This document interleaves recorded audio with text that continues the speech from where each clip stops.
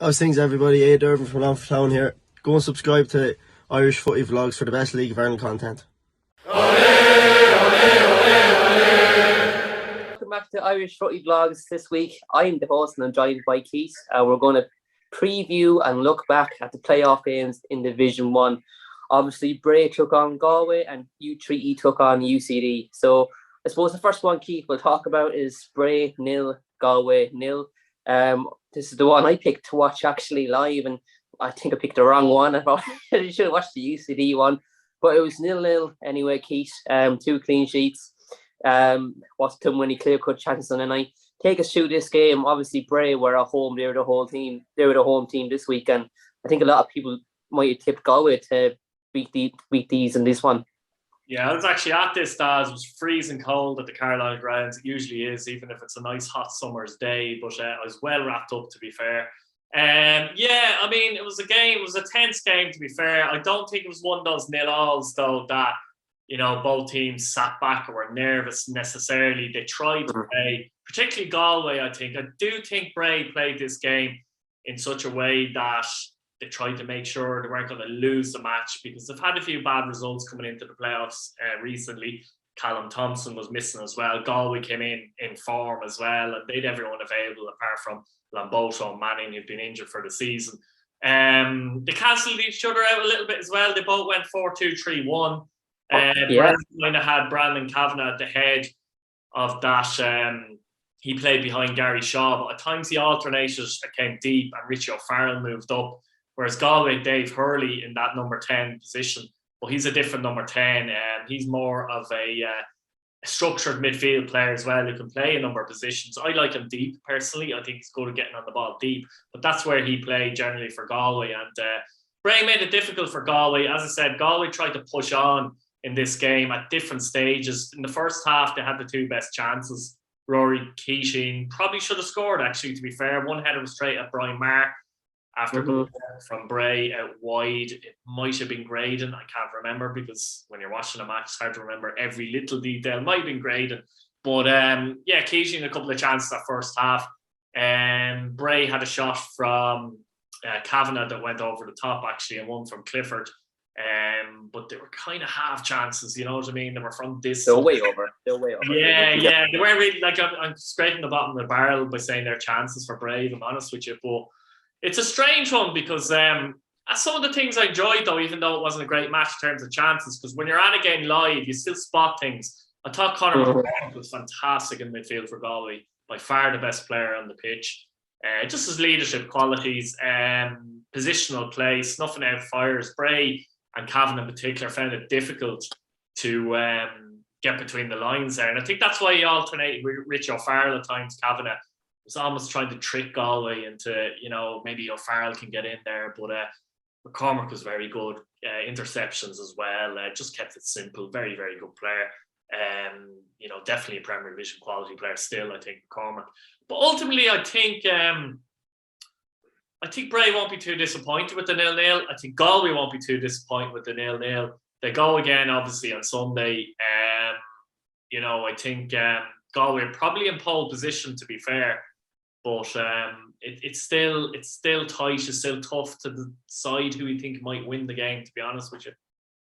Yeah, look, very tough. I think, having watched the game myself anyway, there wasn't exactly any clear-cut chances in this game where you might be thinking, go on, these teams could have took the game with a scruff of the neck in the slot at home and came away with a victory. In me, there was no real clear-cut chances, so you're saying they should have had the ball in the back of the net. There wasn't really. You went through the opportunities there, and what you said there was literally what was in the game. There wasn't exactly too many shots on target. Any of the long-range shots that Bray had went way over. They did, let's be honest about it. Something that I noticed actually was a lot of the throw-ins that Bray took ended up being attacks. They threw it, 1 or 2 passes, and they got forward straight away. I noticed that with Bray. I think that's something Galway should try and look out for. They seem to try and catch them up. Galway tried to push up, because you're not offside from a throw-in. And once Bray threw it then into play, they kind of trying to get the ball moving forward. I think Galway might get caught out in that. That's something they'll have to try and watch, I think, going into the next game. It's something new that I've seen Bray do. If anyone of the early Bray fans, watching this, correct me if I'm wrong, but I just think they worked their throw-ins very well. I think they just utilised them as best as they could. And it's something that a lot of teams don't really do in this day and age. There's no worries on that player anymore. It's going to throw it in and create, major problems. But that's something that they did do when they held possession. I thought I thought myself too when the likes of Brandon Calva and all these boys in midfield had the ball. They did do good things with it. They kept possession. They kept moving the ball in midfield and they kept going forward with it as best they could. But just no end products. And look, you could say the same for Galway again. No end product. 0-0. Fair result for both teams, I think, anyway.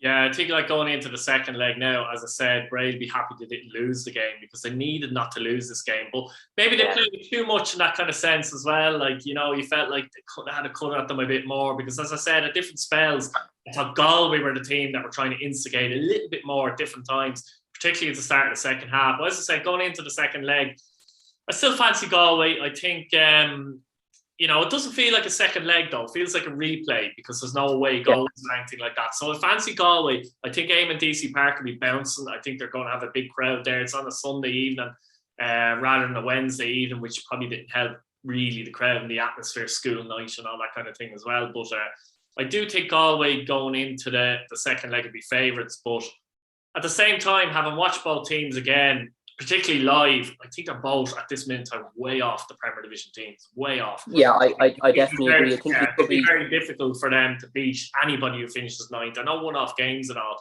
but the quality, there is a big difference overall. But I do think Galway have a little bit more quality in most areas of the pitch. Walsh at left back was very good, by the way, as well for them. But on Wednesday, but I fancy Galway because Bray are going to have to do more to go through. Unless they try and play similar again and force it to penalties. But I don't know, there's a risky element to that, I think. So for me, I think Galway will do the job on Sunday. It'd be tight, but I think they'll go through. They might nick it 1-0 maybe. Yeah, look, I can't say I disagree with any of that.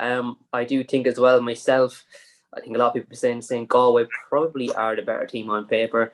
Probably player for player, they're that bit slightly better. But like you said, I think myself too, if either team were to go up, they would struggle big time. Like we've seen with Longford this season, they were never whipped or they were never like absolutely spanked by any team, but they just definitely didn't have Premier Division quality. That one or two players, that was it. Obviously, we all know where they finished. They're gone down as it is.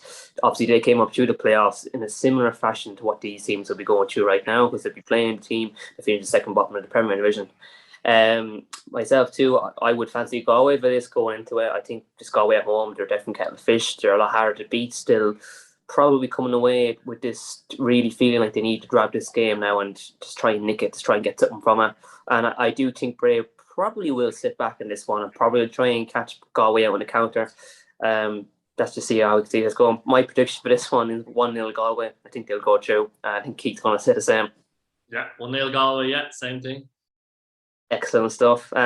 Moving into the second playoff game, we've Treaty United 0, UCD 3. Obviously, Doyle got the goal in the 34th minute for UCD, and then Whelan got two very late goals, two typical striker goals, two typical Whelan goals, I would say, in the 80th and 90 plus 3 minutes. Keith talks through this game. I have to say I was very surprised that it was 3-0 UCD. I did fancy UCD, but 3-0, what a result for them. Yeah, I felt going into the game, actually, that Treaty would be, as you said before, dogged. And if it was going to be that type of game, I thought they'd come through. But if it was going to be, say, a high-scoring game, you'd fancy UCD. But people would think that UCD completely dominated this match. They didn't. In the first 20 minutes, Treaty were actually the better side. They were the team trying to force the issue. UCD looked a little bit shaky at the back in those first 20 minutes. And, they saw it out, you could argue, in which they did. They did see it out. It was 0-0. But in the 33rd minute, Ty Ryan made a poor error. Doyle, I don't know if it goes down as Doyle's goal. I think it does, but it's just whipped in a free kick and it's come to the centre of the goal. And Ty Ryan, unfortunately for him, has dropped it into the net. And all of a sudden, from Treaty, with a big crowd behind them as well, pretty much dominating up to that point, as I said, and creating most of the chances and forcing UCD back. All of a sudden, they're 1-down at home in the first leg. And it really knocked the wind out of their sails, I have to say. Really did big time. UCD then were the better side for most of the game after that. But then late on, Treaty started coming into it again. They created some decent chances in and around 75th, 78th minute.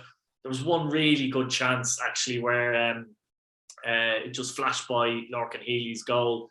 And that could have made it 1-1. And then 2 minutes later, Whelan makes it 2-0. It just was one of those evenings that everything went wrong for Treaty. It wasn't a 3-0 result, but Colin Whelan again, I mean, he doesn't miss many chances. I mean, that was a brilliant finish. And then to score again the 90th minute, that's the killer for Treaty.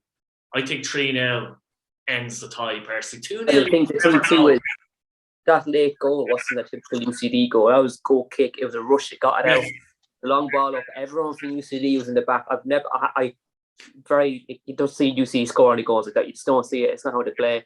They changed it up. That's how they went. They went direct with it towards the last few minutes, and it paid off. They cut Tree out, and they finished the game off. They killed it. It's 3-0. They're in a really, really good position going into the next tie, obviously.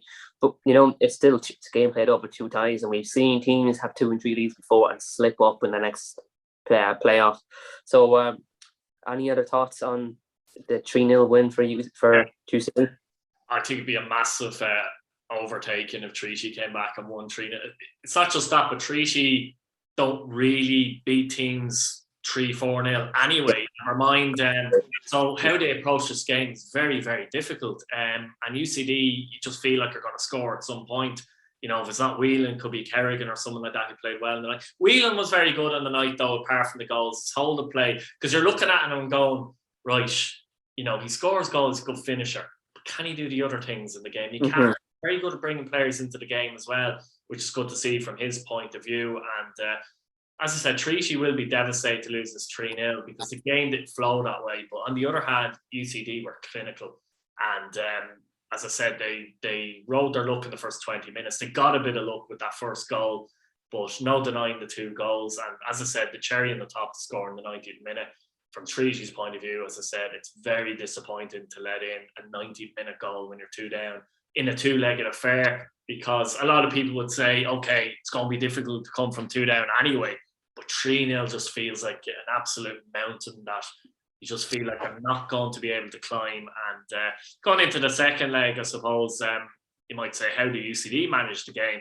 They just have to play the game like it's a normal game, to be honest, like they're playing at home to Treaty in the league, and just play their stuff. If Treaty did come back somehow and win 3 or 4, you'd have to question UCD then, to be honest. Obviously, you'd have to completely credit, but it's so difficult to see UCD not score, and it's very difficult to see Treaty score 3 or 4 because they're not used to Treaty going into games and winning 3 or 4. So how do they approach it? It means they have to approach it a little bit differently than they normally would, which will probably leave gaps.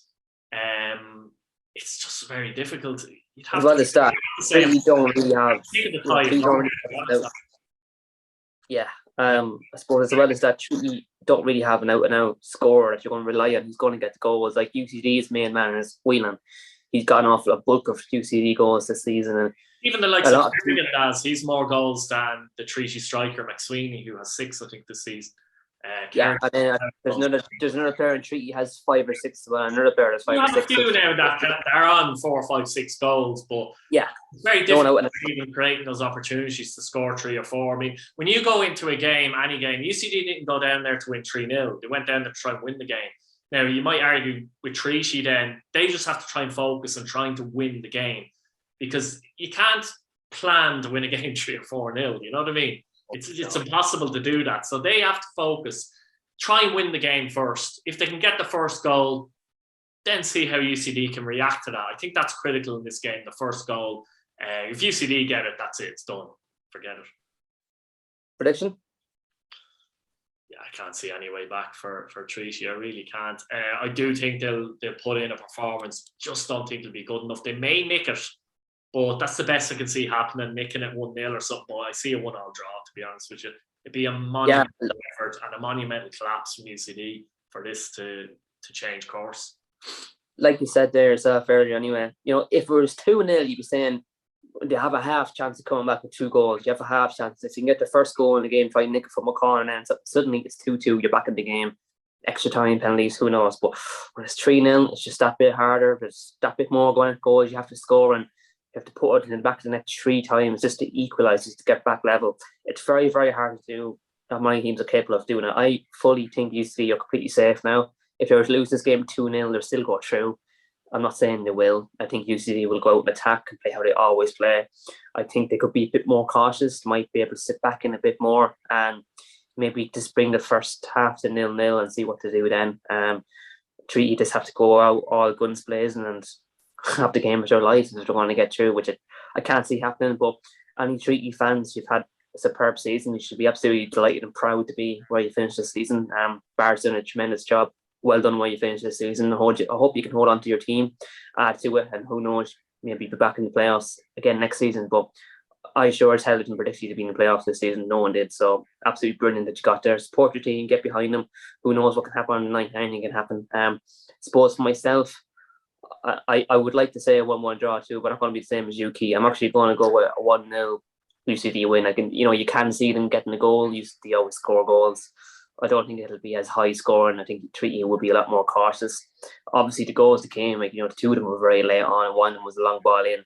So, when you look at it that way, it could have been a lot closer. But that's a game of cut-off ifs and buts, which we don't play. So I'm going to go 1-0 myself. I think UCD are going to get through, and I think it's going to be UCD against Galway in the playoff final.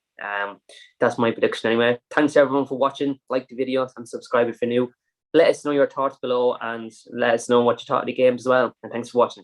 Olé, olé, olé, olé.